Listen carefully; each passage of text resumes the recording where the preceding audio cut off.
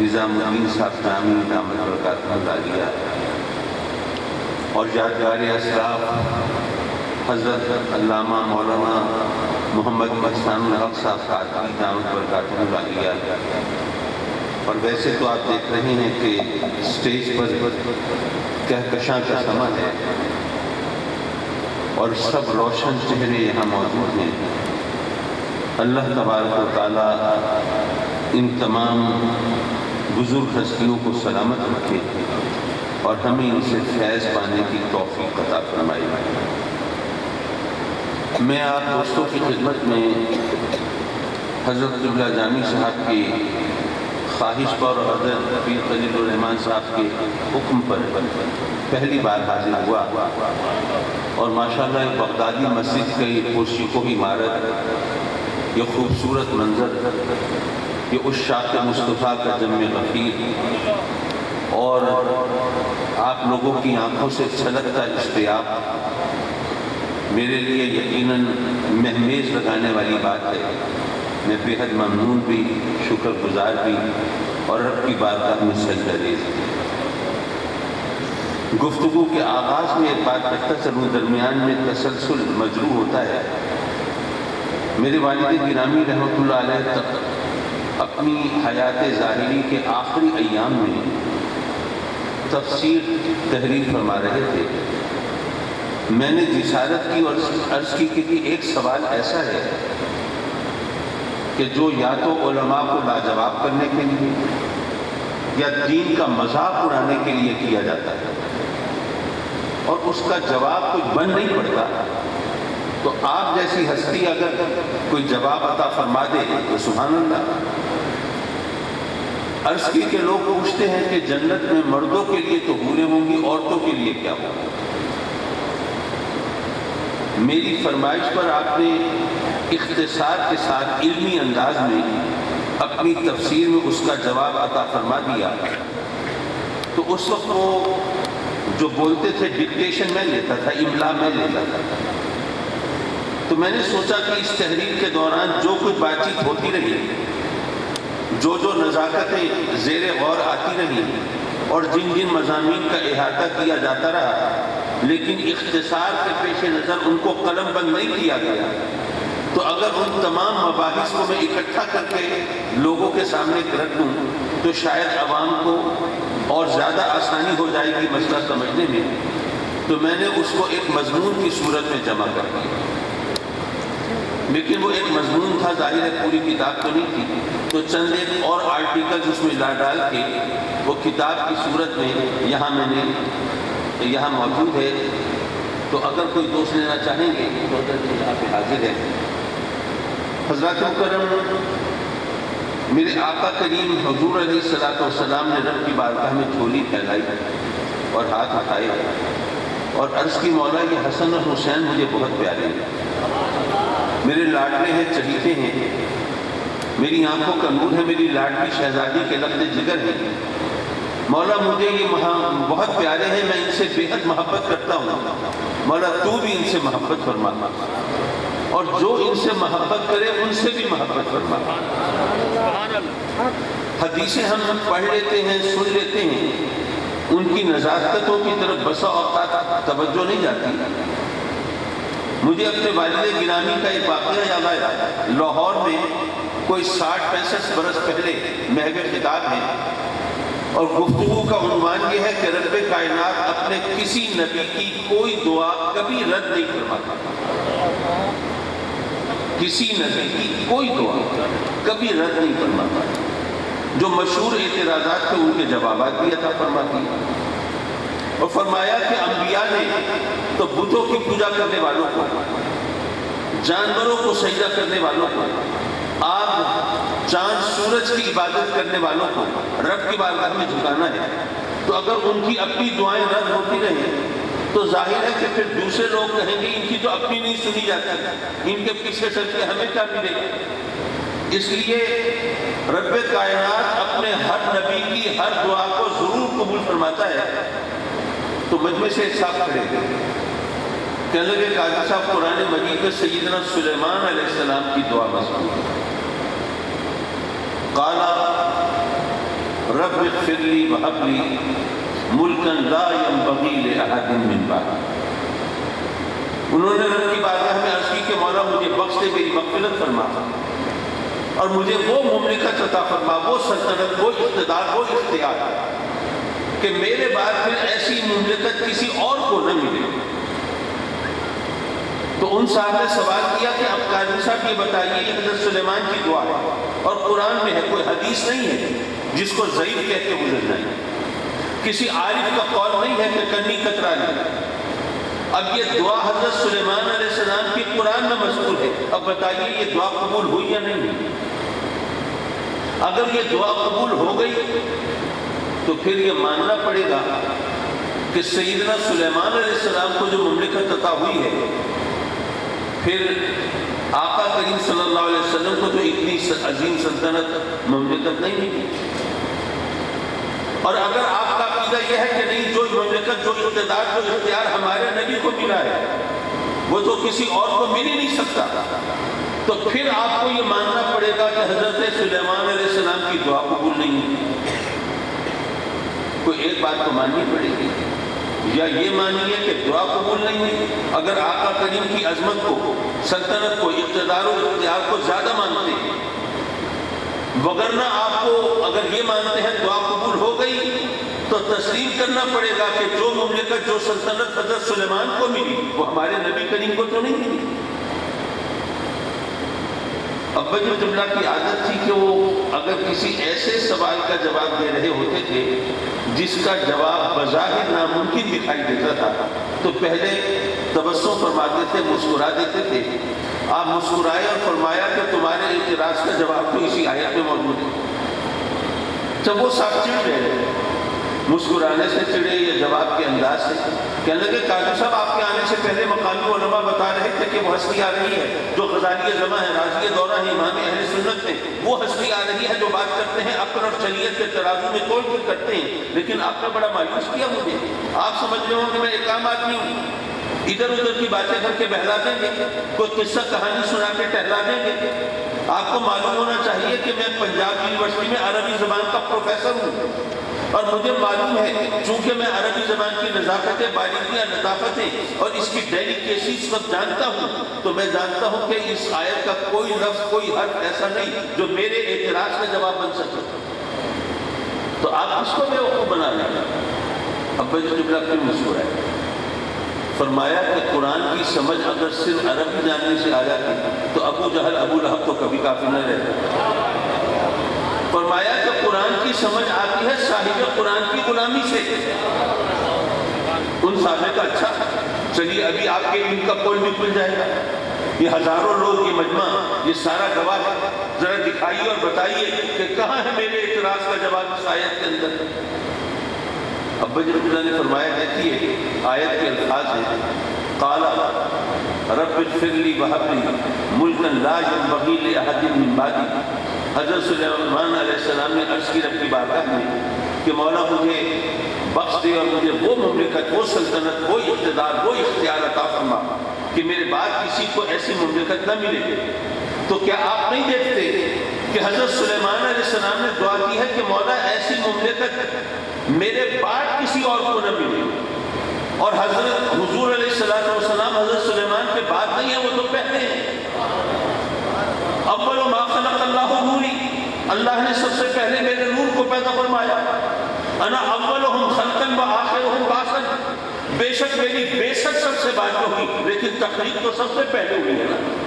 کنت نبیا و آدم بین الماء والطین، میں تو اس وقت بھی نبی تھا جب آدم پانی اور مٹی کے درمیان تھے۔ کنت نبیا و آدم بین الروح والجسد، جب آدم جسم و روح کے درمیان تھے میں تو اس وقت بھی نبی تھا۔ تو پتہ یہ چلا یہ کائنات بعد میں ہے، میرے آقا کریم پہلے ہیں۔ سبحان اللہ۔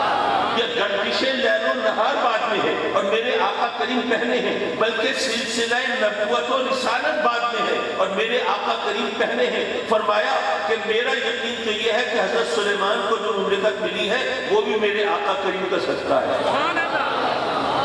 معاف کیجیے، آپ بھی سوچ رہے ہوں گے کہ محفل ذکر حسین میں یہ کہاں حصہ لے کے بیٹھ گئے۔ میں عرض یہ کر رہا تھا کہ جب رب کائنات اپنے ہر نبی کی ہر دعا ضرور قبول فرماتا ہے، تو جب آقا کریم نے رب کی بارگاہ میں عرض کی مولا یہ حسن حسین مجھے بہت پیارے ہیں، مجھے بہت محبوب ہیں، میں ان سے بہت محبت کرتا ہوں، تو بھی ان سے محبت فرما، اور جو ان سے محبت کرے ان سے بھی محبت فرما۔ تو یہ دعا قبول ہوئی کہ نہیں ہوئی؟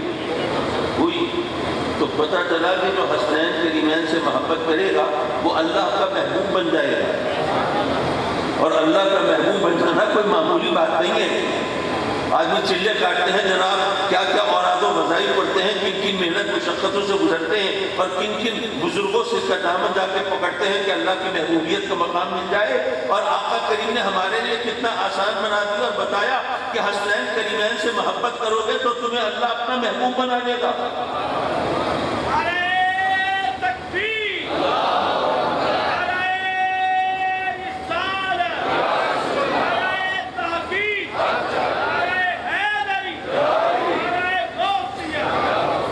حضرات مکرم، حسنین کریمین کی عظمت و شان کے حوالے سے کیا عرض کروں؟ جو آقا کریم نے فرمایا ان الحسن والحسین سیدہ شباب اہل جنہ، یہ حسنین کریمین تو جنت کے نوجوانوں کے سردار ہیں۔ تو کبھی آپ نے غور کیا کہ جب میرے آقا کریم نے فرمایا اس وقت حسنین کریمین کی عمر کتنی تھی؟ پھر میرے آقا کریم کے وصال کے وقت روایات کے مطابق امام حسین 5 سال کے یا زیادہ سے زیادہ 60 سال کے تھے۔ یہ وصال کے وقت آپ کی یہ عمر ہے، اور آقا کریم کا یہ فرمان وصال کے وقت کا نہیں ہے، یہ تو آپ پہلے فرما چکے ہیں، یہ آپ پہلے عطا فرما چکے ہیں، بیان کر چکے ہیں کہ حسن اور حسین جنت کے نوجوانوں کے سردار۔ پتہ یہ چلا کہ شہزادے ابھی ماں کی گود میں ہیں، شیرخوار بچے ہیں، ابھی انگلی پکڑ کر چلنا سیکھنے کے مراحل میں ہیں۔ اس وقت میرے آقا کریم نے فرمایا جنت کے نوجوانوں کے سردار۔ کیا کسی نے کہا کہ آقا کریم آپ بھی کمال فرماتے ہیں، یہ تو ابھی اتنے چھوٹے بچے ہیں، کیا پتہ کل بڑے ہو کے کیسے نکلیں گے؟ آپ نے ان کو جنت کے نوجوانوں کی سرداری سونپ دی، یہ کیا ماجرا ہے؟ کیا کہیں یہ معاذ اللہ اقربا پروری تو نہیں اپنے چہیتے لاڈلے نوازوں کو جنت کے نوجوانوں کا سردار بنا دیا جن کا پتہ نہیں کل کیا ہو، کیسے نکلیں گے؟ جبکہ آپ کے ساتھ ہجرت کرنے والے ہم، گھر بار چھوڑ کے نکلنے والے ہم، تلواروں کی چھاؤں میں اور تیروں کی بارش میں ایثار اور قربانی کا مظاہرہ کرنے والے ہم، آپ کا ساتھ نبھانے والے ہم، اور اپنا گھر بار لوٹانے والے ہم، اور جنت کے نوجوانوں کی سرداری آپ نے اپنے نوازوں کو دے دی؟ کسی نے بھی نہیں کہا۔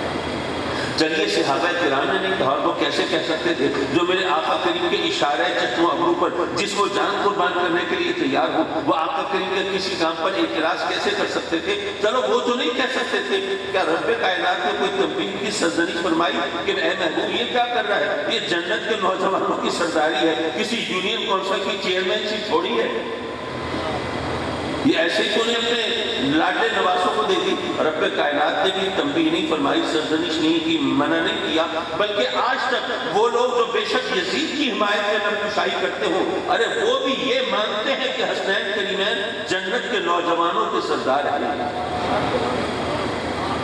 حضرات مکرم، اب یہاں پر ذرا اپنے سلسلہ کلام کو ایک اور زاویے سے بڑھانے کی کوشش کرتا ہوں۔ میرے آقا کریم حضور علیہ السلام تشریف فرما ہے، غمگین ہیں، رنجیدہ ہیں، ملول ہیں، افسردہ ہیں، اور آپ کی پاک بیوی حضرت ام سلمہ سلام اللہ علیہا وہ حاضر ہوتی ہیں آپ کی بارگاہ میں اور رنج و ملال کا سبب پوچھتی ہیں، سرکار آپ اتنے غمگین کیوں ہیں، رنجیدہ کیوں ہیں؟ میرے آقا کریم فرماتے ہیں، بتاتے ہیں کہ میں ابھی اپنے شہزادے حسین کے لاڈ اٹھا رہا تھا، اسے پیار کر رہا تھا، اس کے گردن پہ بوسے دے رہا تھا، تو جبریل امین آئے اور انہوں نے کہا کہ آقا آپ جانتے ہیں نا کہ جو آپ کا لاڈلا نواسا ہے اس کو آپ کی امت، آپ کے نام لیوا، آپ کے کلمہ گو، آپ کی غلامی کے دعوے دار وہ کس طرح ظلمن شہید کریں گے؟ جس گردن پہ آپ بوسے دے رہے ہیں اسی پر خنجر چلے گا، جس کو آپ اپنی پیٹھ سے نہیں گرنے دیتے، اسے گھوڑے کی پیٹھ سے کھینچ کے گرایا جائے گا، جس کو کانٹا چبھنا آپ کو گوارا نہیں، اس پہ تیر برسائی جائے گی، اس طرح ظلمن شہید کیا جائے گا۔ پھر آقا کریم صلی اللہ علیہ وسلم نے حضرت ام سلمہ کو مٹی عطا فرمائی، ام سلمہ ذرا یہ مٹی سنبھال کے رکھنا، یہ جبریل میرے حسین کے مقتل کی مٹی لے کے آئے ہیں، اسے سنبھال کے رکھنا، اور یاد رکھنا جب میرا حسین شہید ہوگا نا اس وقت مٹی خون میں تبدیل ہو جائے گی۔ اور پھر میرے آقا کریم نے رب کی بارگاہ میں دعا کے لیے ہاتھ اٹھائے، مولا حسین کو صبر عطا کرنا اور اس صبر پر اجر عطا کرنا۔ حضرات مکرم، ویسے تو ہم سب کے لیے دعا کرتے ہیں اللہ سب کی اولاد کو نیک کرے، سعادت مند کرے، خوش نصیب کرے، ہر مصیبت سے بچائے، ہر پریشانی سے محفوظ فرمائے۔ لیکن اگر خدا نہ خواستہ کسی شخص کو یہ اطلاع ملے کہ اس کے بچے پر کوئی بہت بڑی مصیبت آنے والی ہے، کوئی آفت کا پہاڑ ٹوٹنے والا ہے، کوئی ناقابل برداشت صدمہ پہنچنے والا ہے، تو اگر یہ خبر ملی اور خبر بھی اتھینٹک ہو، یقینی ہو، تو کیا خیال ہے؟ ہم صبر کر کے بیٹھ جائیں گے اچھا جی بچے پر مصیبت آنے والی ہے، یا اس کو ٹالنے کی کوئی کوشش کریں گے؟ ہمیں پتہ چلے کوئی ایسی بہت بڑی مصیبت آنے والی ہے اور ہمیں یہ خیال ہو کہ یہ مصیبت ٹالی جا سکتی ہے پیسے سے، تو ابھی مصیبت آئی نہیں ہے، ابھی تو صرف خبر ملی ہے، تو ابھی سے ہم پیسہ جمع کرنا شروع کر دیں گے، مال دولت اکٹھی کرنا شروع کر دیں گے، تاکہ جب ایسا موقع آئے تو اس وقت پیسہ خرچ کرنے میں دشواری نہ ہو۔ اگر ہمیں پتہ چلے کہ نہیں یہ مصیبت ٹالی جا سکتی ہے سیاسی اثر و رسوخ سے اور صاحبان اقتدار کی سفارش سے، تو ابھی سے M L A, M P S, ministers کے دروازوں پہ پھیرے لگانا شروع کر دیں گے، تحائف کا لین دین شروع کر دیں گے، پینگے بڑھانا شروع کر دیں گے، تاکہ جب مصیبت کوئی ایسی آئے تو اس وقت سفاری ڈھونڈنا مشکل نہ ہو۔ یا اگر یہ پتہ چلے کہ مصیبت ٹالی جا سکتی ہے اوراد و وظائف سے، تو ابھی تسبیح مسلح پکڑ کے بیٹھ جائیں گے، ابھی سے اوراد و وظائف شروع کر دیں گے اور جناب لوگوں سے پوچھیں گے، پتہ کریں گے مصیبت کو ٹالنے کے لیے کون سا کلام بہتر ہے اور کون سا وظیفہ یکسیر ہے۔ اگر ہمیں پتہ چلے کہ ہمارے بچے پر کوئی بہت بڑی مصیبت آنے والی ہے تو ہم اس کو ٹالنے کے لیے ہر ممکن کوشش کریں گے۔ یارو میرے آقا کریم کو کسی ایرے غیرے نہیں جبریل امین نے آ کے بتایا کہ امام عالی مقام پر یہ مصیبت آنے والی ہے، یہ دشواریاں، یہ دقتیں، اس طرح شہید کیا جائے گا۔ میرے آقا کریم اگر اس وقت رب کی بارگاہ میں سجدہ ہوتے اور عرض کرتے کہ مولا یہ حسین تو میرا لاڈلا ہے، چہیتا ہے، پیارا ہے، میری لاڈلی شہزادی کا لفظ جگر ہے، تو مولا یہ حسین کو یہ دکھ پہنچے، تکلیف پہنچے، مجھے گوارا نہیں، حسین کو اس مصیبت سے بچا لے، تو کیا رب کائنات ہمیں آقا کریم کی دعا قبول نہ فرماتا؟ فرماتا، ضرور فرماتا۔ تو اگر یہ ساری مصیبتیں ایک دعا سے ٹالی جا سکتی تھی تو آقا کریم نے وہ دعا کیوں نہیں فرمائی؟ بس سوچنے کی بات ہے نا کہ ہمارے بچے پر کوئی مصیبت آنے والی ہو، ہمیں پتہ چلے تو ہم تو زمین آسمان ایک کر دیں اسے اس مصیبت سے بچانے کے لیے۔ اور آقا کریم کو جبریل نے آ کے بتایا تو اس وقت آقا کریم اگر رب کی بارگاہ میں سجدہ ہوتے اور عرض کرتے مولا حسین کوئی تکلیف پہنچے، مجھ سے برداشت نہیں ہوتی، مجھے گوارا نہیں، حسین کو بچا لے، تو رب کائنات اپنے محبوب کی دعا کو تو کبھی رد نہ فرماتا۔ تو آقا کریم اگر ان تمام مصائب اور مشکلات کو ہم جن کا تذکرہ کرتے ہیں اور دن رات بتاتے ہیں، وہ پیاس کی شدت بھی ہے اور جناب مخالفین کا حملہ بھی ہے اور وہ تیروں کی برسات بھی ہے اور تلواروں کے گھاؤ بھی ہیں اور خون میں نہائی لاشیں بھی ہیں اور اپنے پیاروں کے لاشوں کو اپنے ہاتھوں سے سمیٹنا بھی ہے اور خود سر سے کفن باندھ کر کربلا کی طرف، میدان کارزار کی طرف جانا بھی ہے۔ یہ تمام مصائب اگر ایک دعا سے ٹالی جا سکتے تھے تو آقا کریم نے دعا کیوں نہیں کی؟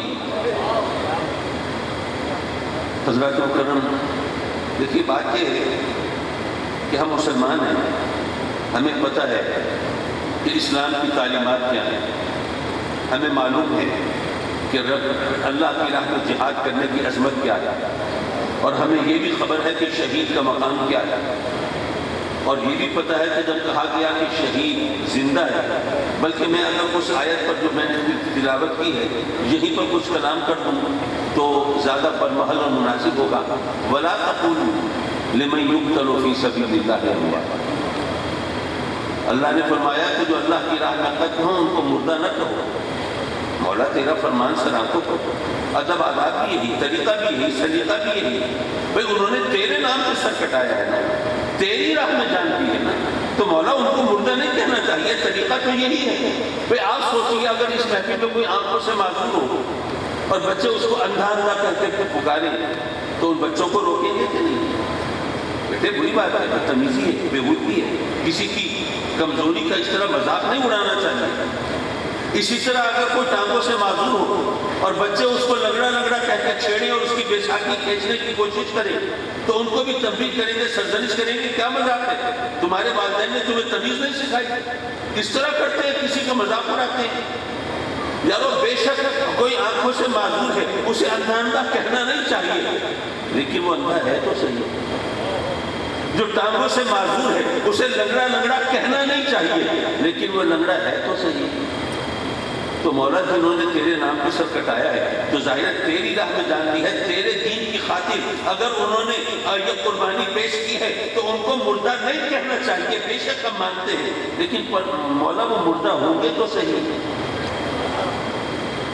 فرمایا کہ بل احیاء، وہ تو زندہ ہیں۔ مولا یہ بات سمجھ میں نہیں آئی۔ اگر بات ہو گفتگو کے قرینے کی، سلیقے کی، ادب کی، آداب کی، ایٹیکیٹس کی، مینرز کی، کہ کس طرح گفتگو کرنی چاہیے اور شائستگی اور آداب کو کس طرح ملحوظ رکھنا چاہیے، تو یہ بات تو اپنی جگہ ہم مانتے ہیں، ان کو اس طرح مردہ مردہ نہیں کہنا چاہیے، تیری راہ میں جان دی ہے، لیکن مولا تو فرماتا ہے وہ زندہ ہے۔ یہ بات حلق سے نہیں اتری، وہ خود فرمایا جو تیری راہ میں قتل ہو گئے، اب قتل ہو گئے پھر بھی زندہ ہے، سر قلم ہو گئے پھر بھی زندہ ہے، دھڑکنیں معدوم ہو گئی پھر بھی زندہ ہے، سانسوں کی آمد و رفت رک گئی پھر بھی زندہ ہے۔ مولا یہ بات سمجھ میں نہیں آئی۔ یہ اب قرآن کی فصاحت و بلاغت دیکھیے، کیا خوبصورت جواب عطا فرمایا۔ فرمایا وَلَٰكِن لَّا تَشْعُرُونَ، اگر ان کی سانس چل رہی ہوتی تو مجھے بتانے کی کیا ضرورت تھی کہ یہ زندہ ہے؟ بھائی اگر ان کا دل دھڑک رہا ہوتا، اگر سانس چل رہی ہوتی، اگر نبض حرکت میں ہوتی تو مجھے اس وضاحت کی کیا ضرورت تھی یہ زندہ ہے؟ ارے یہ زندہ ہے تو اس طرح کہ تمہیں ان کی حیات کا شعور نہیں ہے۔ اب یہاں پر ایک بات اور سمجھیے، فرض کیجئے، میں صرف ایک مثال دے رہا ہوں، فرض کیجئے کہ میں آپ کے سامنے کہوں کہ یہ ایک بڑی مشکل بات ہے، بڑی اٹک بات ہے، بڑی باریک، بڑی نازک بات ہے جو میں آپ کے سامنے کر رہا ہوں، ہے بہت باریک بات، آپ کی سمجھ میں تو نہیں آئے گی لیکن میں کر رہا ہوں۔ تو آپ ہو سکتا ہے کہ ناراض ہو جائیں، قاضی صاحب آپ کی سمجھ میں تو آ گئی اور آپ خیال کر رہے ہیں کہ ہماری سمجھ میں نہیں آئے گی، آپ کوئی آسمان سے اترے؟ اگر آپ نے سمجھی ہے تو آپ تسلی رکھیں، ہم بھی سمجھدار ہیں، آپ تسلی سے بات کریں، ہم سمجھدار ہیں، ہم سمجھ کے بتائیں گے کہ آپ کو غلط فہمی ہوئی ہے کہ ہم نہیں سمجھ سکتے۔ اگر میں کہوں آپ میری بات نہیں سمجھ سکتے، آپ مجھے تو باور کرا سکتے ہیں کہ مجھے غلط فہمی ہوئی، آپ سمجھدار ہیں، لیکن اگر اللہ فرمائے کہ تم نہیں سمجھ سکتے، اس کو بھی کہو گے مولا تجھے غلط فہمی ہوئی ہے۔ اب ذرا غور کیجئے، جب شہداء کی زندگی کی بات ہوتی ہے، کچھ لوگ بحث مباحثے کرتے ہیں، جناب شہید کی زندگی وہ دنیاوی نہیں ہے، وہ برزخی ہے، وہ ظاہری نہیں ہے، وہ باطنی ہے، وہ جسمانی نہیں ہے، وہ روحانی ہے۔ ارے یارو ذرا کبھی موقع نہیں ملا تمہیں کہنے کا کہ رب کائنات کہتا ہے تمہیں ان کی حیات کا شعور نہیں، مولوی تو کیسے کہتا ہے مجھے شعور ہے؟ تجھے اس وجہ ہے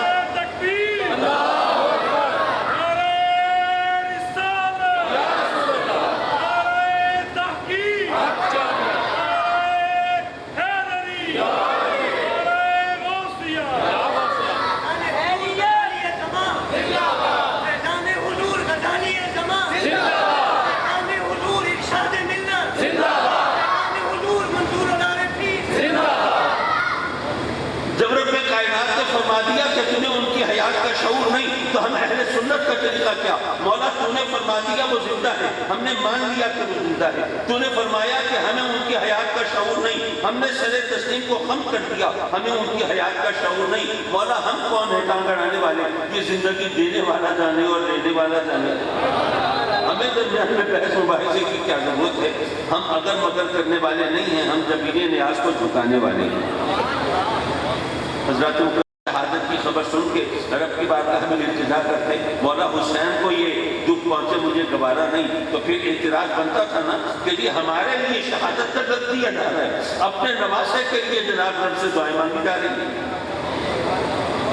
دوسری بات دیکھیے، بات یہ ہے کہ کچھ لوگ ہیں آج کے زمانے میں بھی نہیں جو کہتے ہیں کہ جناب اگر کوئی اچھا کام کرے، نیکی کا کام کرے، بھلائی کا کام کرے، اللہ کی رضا کے مطابق اگر چل رہا ہو تو اللہ کی طرف سے تائید ہوتی ہے، حمایت ہوتی ہے، یہ تائید عزتی اس کو میسر آتی ہے اور اللہ تبارک و تعالیٰ اس کے لیے حالات کو سازگار کر دیتا ہے۔ تو اگر حسین بھی اگر ایک سچے ہوتے، اگر وہ حق پر ہوتے تو ان کے لیے بھی حالات سازگار ہوتے، جیسے کہانیوں میں، قصوں میں۔ لیکن اگر اللہ نے توفیق دی ہو تو کبھی آپ نے فلموں میں میں ڈراموں میں بھی دیکھا ہوگا کہ جناب کوئی ہیرو ہے، وہ کسی مصیبت میں گھرا ہوا ہے، ایک ایک کر کے اس کے اعزاء جو ہیں، اس کا ساتھ دینے والے وہ بیچارے کٹ رہے ہیں، مر رہے ہیں، لیکن بالآخر کوئی ٹرننگ پوائنٹ آتا ہے اور وہ ہیرو کو جناب فتح مل جاتی ہے اور وہ کلائمیکس ہوتا ہے اور اس طرح اس کو یہ شان ملتی ہے۔ لیکن جہاں پر میرے ایمان کے وہ تمام ساتھی شہید ہو رہے ہیں، بچے شہید ہو رہے ہیں، بھتیجے بھانجے شہید ہو رہے ہیں، اپنے ساتھی رفقا شہید ہو رہے ہیں، اور بالآخر آپ بھی اپنے سر سے کفن باندھ کر وہ میدان کا رخ کرتے ہیں، لیکن کہیں کوئی ٹرننگ پوائنٹ نہیں آتا۔ اور ذرا سوچنے کی بات ہے، لوگ اعتراض کرتے ہیں اگر سیدنا ابراہیم علیہ السلام کے فرزند کی، سیدنا اسماعیل علیہ السلام کی پیاس بجھانے کے لیے ان کے ایڑیوں کی رگڑ سے اگر زمزم کا چشمہ پھوٹ سکتا تھا، تو کیا حسین کی پیاس بجھانے کے لیے کربلا میں بارش نہیں برس سکتی تھی؟ کیا زمین سے چشمے نہیں ابل سکتے تھے؟ کیا فرات کی مجموعوں میں طغیانی اور سیلاب کی کیفیت پیدا نہیں ہو سکتی تھی؟ حضرات مکرم، مجھے یہاں اقبال عظیم کا ایک شعر یاد آیا، کہتا ہے کہ زندگی پر اس سے بہتر تبصرہ ممکن نہیں، زندگی پر اس سے بہتر تبصرہ ممکن نہیں، ٹھیک دریا کے کنارے ہے زمین کربلا، ٹھیک دریا کے کنارے ہے زمین کربلا۔ میں یہ عرض کر رہا تھا کہ لوگ اعتراض کرتے ہیں کہ اگر رب کائنات کے مرضی کے مطابق، اس کے فرامین کے مطابق اگر صراط مستقیم پر حسین چل رہے تھے تو پھر اللہ کی مدد کیوں نہیں آئی؟ ان بیچاروں کو یہ بھی نہیں پتا مدد کہتے کسے۔ آپ سوچئے آج کل روزے ذرا تھوڑا سا گرمی کا ہی موسم ہوتا ہے جب آ جاتے ہیں، مارچ اپریل کا موسم ہوتا ہے، آپ کے بچے نے دیکھا کہ روزہ افطاری کے وقت جو روزے دار ہیں ان کے نخرے اٹھائے جاتے ہیں، ان کو جناب یہ بھی کھلاؤ، یہ بھی پلاؤ، یہ چیز پیش کرو، تو اس نے سوچا میں بھی روزہ رکھوں تو میرے بھی اسی طرح نخرے اٹھائے جائیں گے، ضد پکڑ کے میں نے روزہ رکھنا ہے۔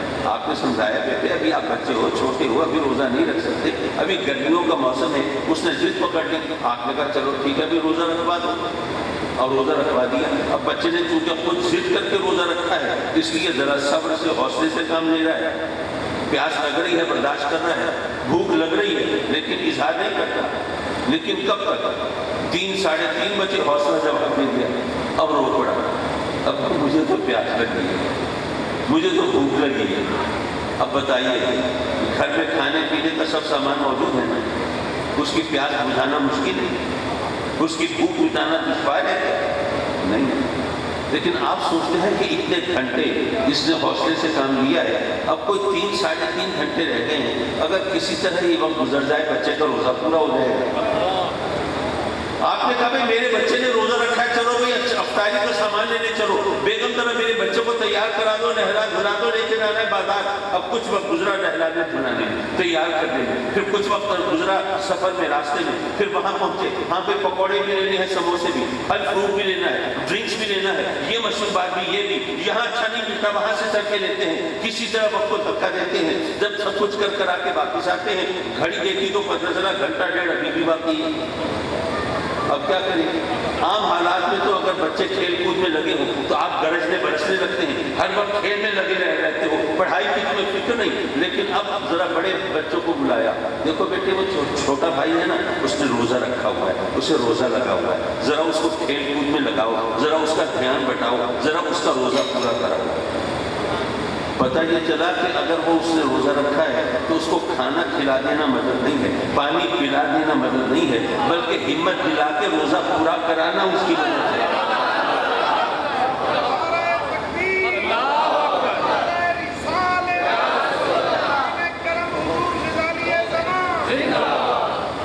حضرات مکرم، اگر رب کائنات کی طرف سے مدد حسین کے شامل ہاتھ نہ ہوتی تو یہ سب اور اس حوصلے کا اظہار حسین کی ذات سے کیسے ہو سکتا تھا؟ یہ تو انسان کی قوت برداشت سے باہر کی بات ہے نا۔ ذرا سوچئے ہمارے گھروں میں اگر خدا نہ خواستہ اگر ایک نوجوان کی میت ہو جائے، اگر اس کی فوتگی ہو جائے تو مہینوں ہم سکون کو ترستے ہیں۔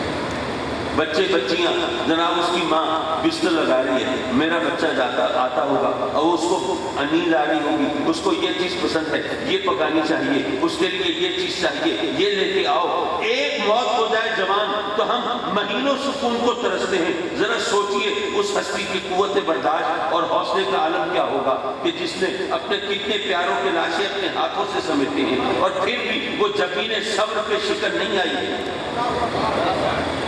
یہ اگر اللہ کی مدد شامل حال نہ ہوتی تو وہ اس امتحان پہ پورے کیسے اتر سکتے ہیں؟ حضرات مکرم، لوگ کہتے ہیں، ظاہر ہے کہنے والے کی زبان تو نہیں پکڑی جا سکتی، لیکن جو حسین کو الزام دیتے ہوں اب ان کو تو ہر طریقہ آزمانا ہے نا. وہ کہتے ہیں کہ جناب یہ اگر حسین سچے ہوتے اللہ مدد کرتا. وہ تو اتنی پکڑ میں جو آئے ہوئے ہیں اللہ کی طرف سے، یہ کیوں آئے ہیں اگر وہ سچے راستے پہ تھے؟ دیکھیے اگر کوئی اللہ کی پکڑ میں آیا ہو تو کسی سختی میں ہوگا، مصیبت میں ہوگا، اور اگر اللہ کی طرف سے آزمائش ہو تب بھی بظاہر تو کوئی مشکل ہوگی نا. یعنی اگر آزمائش ہو یا مصیبت ہو، دیکھنے میں دونوں ایک جیسی ہوتی ہے. اب یہ فیصلہ کیسے کریں کہ جو شخص مشکل میں ہے وہ آزمائش میں ہے یا اللہ کی طرف سے پکڑ میں ہے؟ پہلا سیدھا سادہ جواب تو یہ ہے کہ یارو آزمایا اس کو جاتا ہے جس نے کوئی دعویٰ کیا.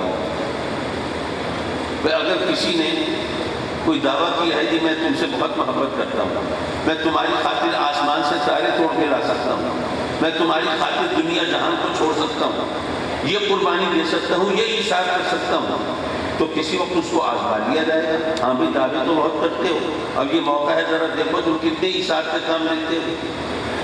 اگر کوئی دعویٰ کیا ہو تو اس کو آزمایا جائے گا. لیکن فرض کیجیے کہ آپ کو کوئی پیسے چاہیے، مثلا 2 لاکھ روپے چاہیے، آپ ایک بندے کے پاس جاتے ہیں، بھائی چلو دیکھتے ہیں تمہیں مجھ سے کتنی محبت ہے، لاؤ مجھے 2 لاکھ روپے کی ضرورت ہے وہ دے دو.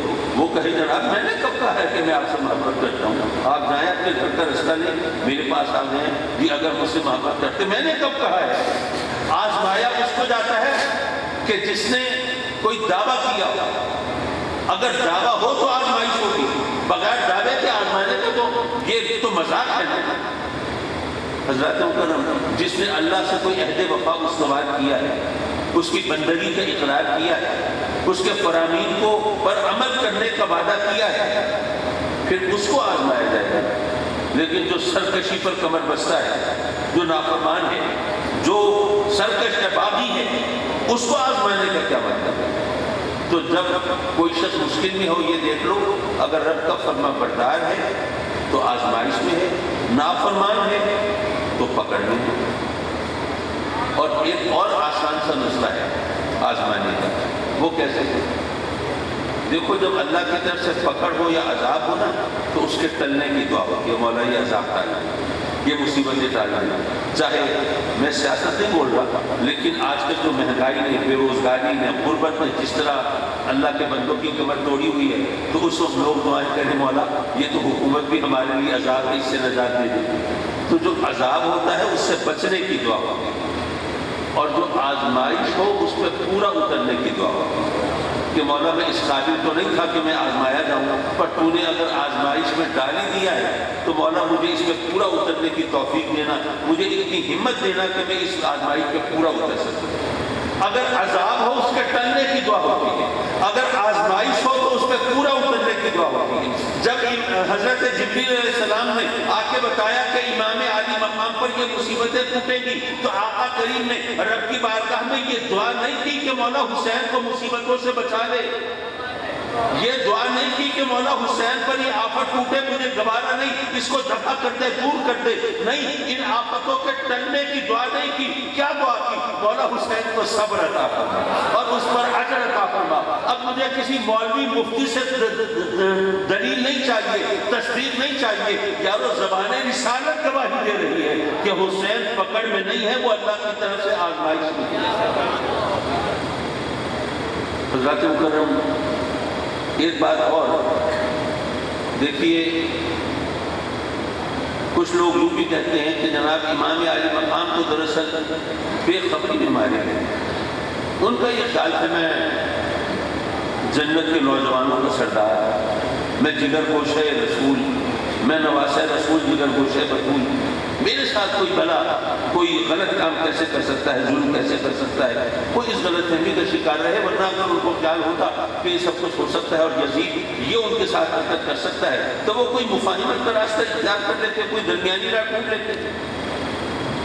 میں عرض کروں گا پہلی بات تو سیدھی سی یہ ہے کہ جب آپ کے والد مولائے کائنات سیدنا علی مرتضیٰ شیر خدا کرم اللہ تعالیٰ وجہ الکریم کے سامنے اگر لشکر کشی ہو سکتی ہے، اگر ہتھیار بے نام ہو سکتے ہیں، تلواریں نکالی جا سکتی ہیں، اگر کٹ و غارت گری قتال و جدال کا سلسلہ وہاں پہ ہو سکتا ہے، تو امام عالی مقام کو یہ غلط فہمی کیسے ہو سکتی تھی کہ میرے خلاف کچھ نہیں ہو سکتا؟ تو بڑی سیدھی سی بات ہے۔ لیکن جو حدیث آپ کے سامنے بیان کی اس کی روشنی میں ایک بات کہتا چلوں، میرے آقا پہلے نے حضرت ام سلمہ کو مٹی عطا فرمائی، ام سلمہ یہ مٹی سنبھال کے رکھا، جب میرا حسین شہید ہوگا نا یہ مٹی خون میں تبدیل ہو جائے گی۔ پھر روایات کے مطابق ایسا ہی ہوا، امام عالی مقام جب شہید ہوتے ہیں وہ مٹی خون میں تبدیل ہو جاتی ہے۔ یہ شہادت کا واقعہ ہو رہا ہے کربلا میں، اور کربلا ہے عراق میں، اور وہ مٹی رکھی ہوئی ہے مدینے میں۔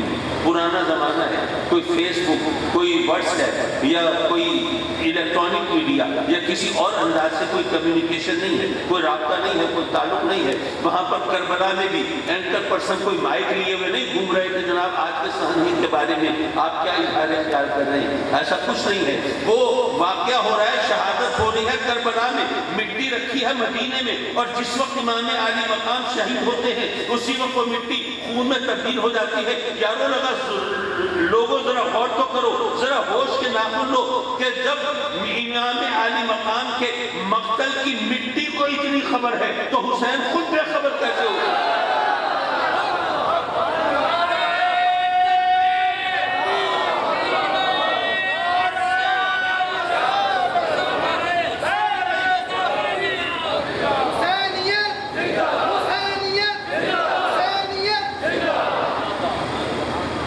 تقریباً 50 منٹ ہو گئے مجھے بولتے ہوئے، اور ظاہر ہے آپ تو یہاں سے اٹھ کے اپنے گھروں میں چلے جائیں گے، مجھے ملتان پہنچنا ہے۔ یہاں پر آ کر میں اگر نصیحت کی صورت میں اقتدام کی طرف چلوں تو شاید ہم سب کے لیے بہت بہتر ہوگا۔ اللہ کے فضل و کرم سے ابھی نعرہ لگ رہا ہے حسینیت کا، ہم سب حسینی کہلاتے ہیں۔ یقیناً یہ اللہ کا کرم ہے، اس نے ہمیں حسینی کہلانے کی توفیق بخشی ہے۔ لیکن میں آپ سے ایک بات پوچھتا ہوں، کوئی شخص ہو کبھی پولیس میں بھرتی نہیں ہوا لیکن وہ اپنے نام کے ساتھ DIG SP لکھنا شروع کر دے تو کیا خیال ہے جب متعلقہ محکموں کو پتہ چلے گا تو اس کی پکڑ ہوگی کہ نہیں ہوگی؟ ہوگی۔ اسی طرح کوئی فوج میں کبھی بھرتی نہیں ہوا لیکن اپنے نام کے ساتھ جنرل، بریگیڈیئر، کرنل لکھنا شروع کر دے تو جب فوجیوں کو پتہ چلے گا تو اس کو اٹھا لے جائیں گے کہ نہیں؟ پتہ یہ چلا کہ ہم اگر کوئی فوجی نہیں ہے، ہم نے کوئی رینک نہیں لیا ہے اور ہم وہ لکھنا شروع کر دیں تو ہم گرفت میں آئیں گے۔ ہم SP DIG نہیں ہیں لیکن نام کے ساتھ لکھنا شروع کر دیا ہے تو وہاں پر بھی ہم پکڑ میں آئیں گے۔ تو ہم حسینی کہلاتے تو ہیں لیکن اگر حسینی نہیں ہوں گے تو پکڑ میں تو آئیں گے۔ لیکن اب کیسے پتہ چلے کہ ہم حسینی ہیں کہ نہیں ہیں؟ کیسے پتہ چلے؟ یارو بڑا آسان سا مسئلہ ہے۔ اگر ہم حسینی ہیں، یہ اپنے آپ سے پوچھنے کی بات ہے، کسی دوسرے کی بات نہیں ہے۔ اپنے آپ سے پوچھیے کیا وقت کے یزیدوں سے ٹکر لینے کی ہمت ہے تو حسینی ہیں۔ اگر حق کی خاطر دکھ سہنے کا حوصلہ ہے تو حسینی ہیں۔ اگر باطل کے سامنے ڈٹ جاتے ہو، سینہ سفر ہو سکتے ہو تو پھر حسینی ہو۔ لیکن اگر تم مفاہمت پر آمادہ ہوتے ہو، کیا کہتے ہیں کہ بولی میں کوئی جڑ کا شرکا لگائے تو وہیں پر تمہاری ہمت جواب دے جاتی ہے، یا کوئی ذرا سبز بات دکھائے، کوئی لالچ کی طرف تمہیں بلائے تو تم فوراً اپنا زمین بیچنے پہ آ جاتے ہو، تو پھر حسینی کیسے ہو سکتے ہو؟ معلوم یہ ہوا کہ یہاں پر جو ہم حسینی کہلاتے ہیں، یارو یہاں پر آپس کی بات نہیں ہے۔ حسینی کہلانا تو دراصل اس کی بارگاہ میں کوئی مقام پانے والی بات ہے نا۔ اس کو تو پتہ ہے کہ ہم حسینی ہیں یا نہیں، ہم قربانی دے سکتے ہیں یا نہیں، ایثار سے کام لے سکتے ہیں یا نہیں، ہم حق کی خاطر دکھ سہ سکتے ہیں یا نہیں، ہم باطل کے سامنے سینہ سفر ہو سکتے ہیں یا نہیں۔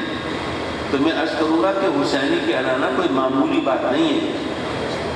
اس سے پہلے ذرا اپنے آپ سے پوچھنا چاہیے کہ اتنا بڑا دعویٰ کر رہے ہیں، ہم اس دعویٰ کرنے کے اہل ہیں کہ نہیں۔ اگر اہل ہیں تو سبحان اللہ، اگر ہم جو یہاں لوگ بیٹھے ہیں اگر سب واقعی حسینی ہوں تو ہمیں کون دبا سکتا ہے؟ ہمیں کون گزر سکتا ہے؟ پھر کون ہمارا حریف اور مد مقابل بن کے آ سکتا ہے؟ جو امت مسلمہ اس وقت ہے اللہ کے فضل و کرم سے اربوں میں ہے، وہ کروڑوں کی بات بھی نہیں، اربوں میں ہے.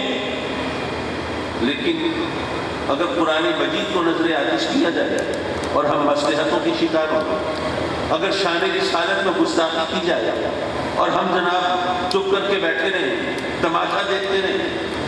لیکن ایک بات ذہن میں رکھیے، وہ احتجاج کے انداز ہر اس میں مختلف ہوتے ہیں. ہم لوگ بھی عجیب ہیں. ہم نے دیکھا جناب کچھ امریکہ میں فلم بنی تھی آقا کریم کی شان میں گستاخانہ، اس کے خلاف ریلیاں نکل رہی ہیں، زندہ باد مردہ باد ہو رہا ہے، اور جناب دعائیں مانگی جا رہی ہیں، مولا امریکہ برباد ہو جائے، امریکہ پیوند خاک ہو جائے، امریکہ کا ککھ نہ بچے. اب زبان سے بس دعائیں دے رہے ہیں، دل میں تمنا پڑ رہی ہے مولا امریکہ کا ویزا تو لگ جائے. جب ذہن اور زبان میں اتنے فاصلے ہوں تو دعائیں قبول نہیں ہوتی. تو پہلے یکسوئی کی ضرورت ہے، اور اس کی بارگاہ میں یہی دعا کرو، مولا ہم حسینی کہلاتے ہیں تو ہمیں پکا سچا حسینی بنا دے. وآخر دعوانا ان الحمد للہ.